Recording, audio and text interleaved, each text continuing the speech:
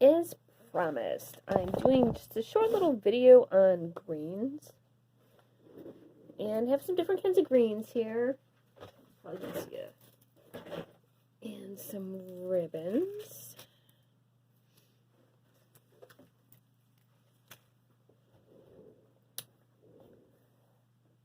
Red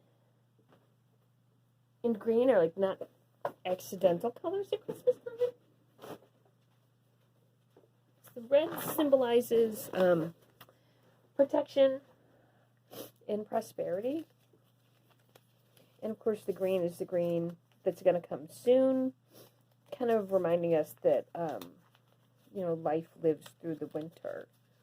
So a lot of the stuff I'm using here, like a lot of the ribbons and stuff, is just like ribbons we've kept around and use year after year on packages and stuff in our own house, or stuff that's come in from other people's houses, like presents from other people.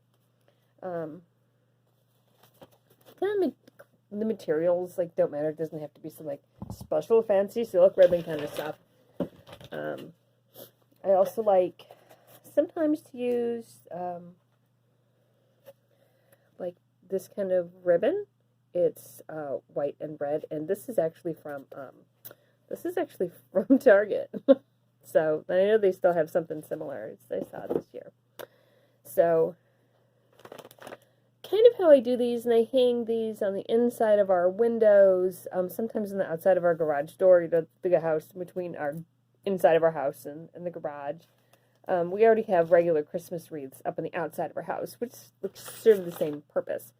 So I have some boxwood, some traditional English green. This is some cedar, supposedly sustainably grown. And I also have some, in front of the camera, this is juniper, and this particular piece has lots and lots of berries. I got all this at Home Depot. I'm not sure how awesome the boxwood is, but supposedly this juniper here and the cedar is sustainably grown, which means it may or probably isn't sprayed with a lot of pesticides. So I'm thinking if I really wanted to, I could save some of this, dry it, and use it to make a powdered incense, or maybe even wrap it, especially the cedar here, wrap it here for a burning wand, like a smudge stick kind of thing. Even when it's dry, cedar's super crackly, sparkly, and getting sparks all over the place. So keep that in mind if you ever use cedar. So this kind of stuff, when I make it, it's really just kind of free form. It's kind of however you want it to be. It's like shape. Shape isn't super important. I like to have so here, an end to hang stuff on. I also am going to wire everything together with some florist wire. Again, super cheap, $2.50 at the craft store. So for this one, I'm going to have my cedar, and the cedar and the juniper here, these two guys, are both really, really aromatic. So part of what's going on here is just the delicious smell, and especially this juniper, medicinally, is highly antiseptic. And part of that is due to the volatile oil content. So besides the folklore aspect of these plants being protective and, quote, warding off evil or witches are a popular thing to ward off in Europe, whether or not they were actual people or another term for fairies or just maleficent spirits. These guys are both really high in volatile oils, which are antiseptic. So they have that as well. So just the release of the volatile oils in the atmosphere of the house is going to help cut down on some little germies. So, there's sometimes a more of a rational aspect behind this, besides that, they just smell good and the other folklore aspects. These are also very resinous this time. Okay, so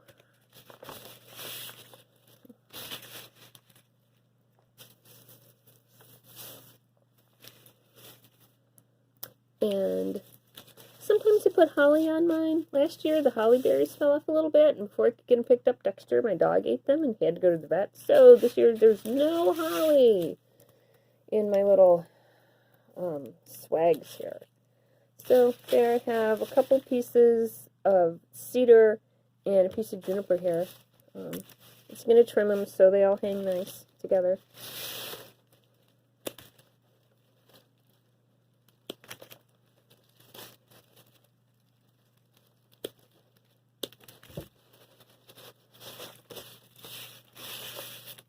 Wow, this smells really good.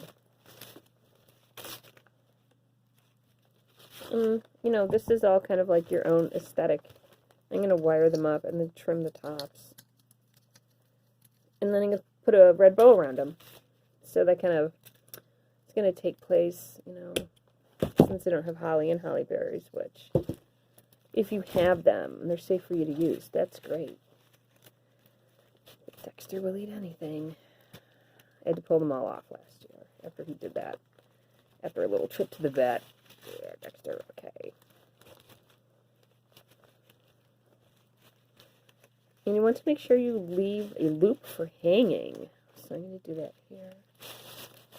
Let's see. Get it in here. In the back.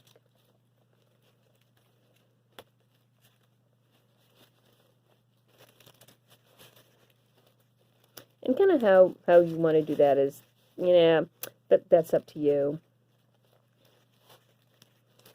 This isn't like professional Martha Stewart here.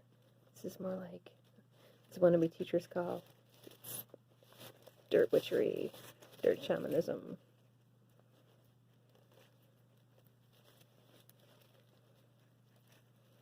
There.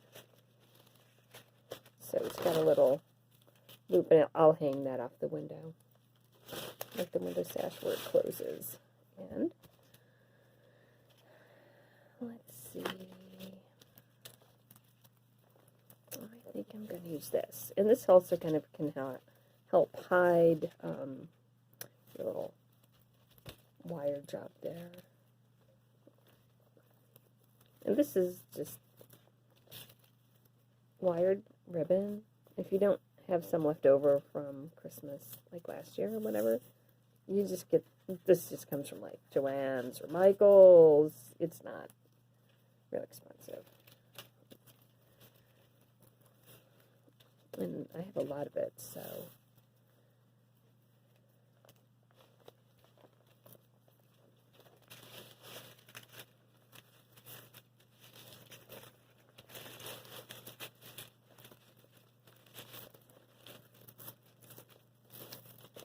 And also, kind of how you're going to want to tie yours is however you want to tie yours.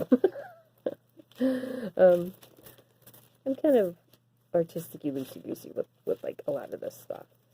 Just kind of do it however I want it. Oh, there we go, back in the camera.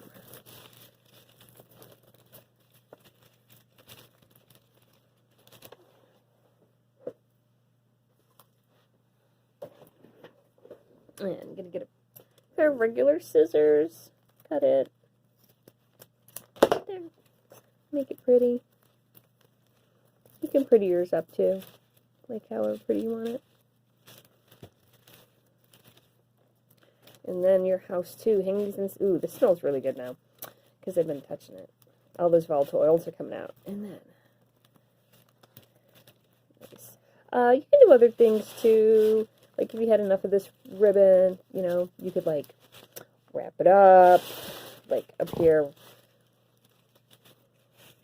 wrap it around up here and kind of make like a handle. If you wanted to, you could kind of use it as a broom around your house too, to kind of sweep away negativity and stuff like that. So you have a nice, energetically clean house for the new year. Awesome. There we go. Thanks for watching.